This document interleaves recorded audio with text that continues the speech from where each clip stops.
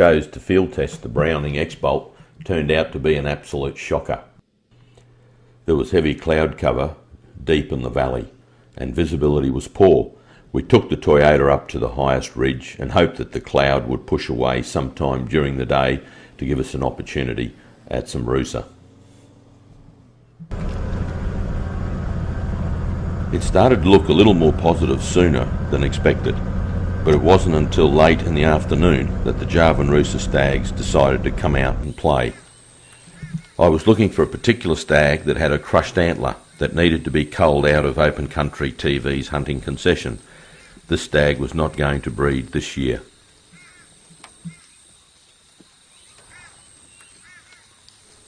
This was the beginning of the rut, and some stags were in soft velvet, while others had already started stripping out.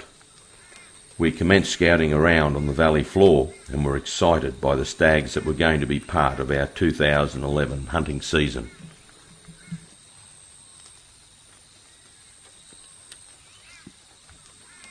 The animal we were targeting wouldn't be far away, as he had been travelling with a group of stags in this open grassy hills area just a week ago. I suddenly spotted the stag walking over a ridge to our left, and the stalk was on.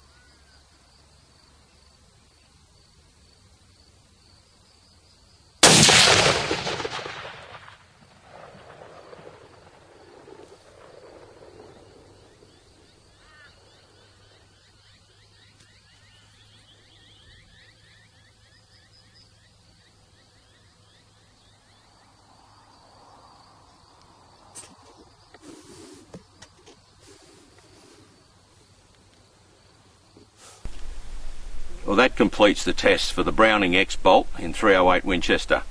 I've really enjoyed having this rifle for the last couple of weeks, and as you just saw, the 150 grain power point travel across this gully and hit that rooster in the shoulder. Now, there was no even any time for a backup shot because it had mortally hit him, but the adrenaline still running in his system forced him to run up, run right, run down, and finally crash to ground. So it was pointless trying to put a follow-up shot in him. He was obviously mortally wounded. The Browning X-Bolt's been a pleasure to carry in the field. I've been carrying it all day without a sling. It's been excellent in its balance. You throw it up.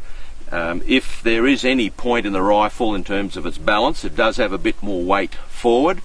But I think that's just been able to counteract the recoil a lot better anyway. So it's just stalking through there one-handed, one hand in front of the other, carrying the rifle with one hand. It's been very, very good. You might have seen me trying to chamber or have trouble chambering around. It was basically the rubber eyepiece covers that come with the Artemis 3000 scope. I wasn't clever enough to make sure that it was around on the left. I'm not a particular fan of this type of cover, but it does seal the lens from moisture and dust far better than the flick up, flick and flick down ones.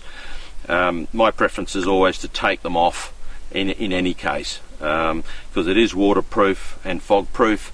I've had no problem with it, so just to be on the safe side, I'd probably take that off. But all in all, the balance in the rifle, absolutely fantastic. The 308, very, very capable cartridge for deer, particularly in southeast Queensland, and I'm going to be very sorry to have to send this back. The Winchester 150 grain PowerPoint had complete penetration, with 115 grains remaining just under the skin on the opposite side. So there we have it, the Browning X-Bolt. I'm Rick Casagrande, and that's all for now from OpenCountryTV.com.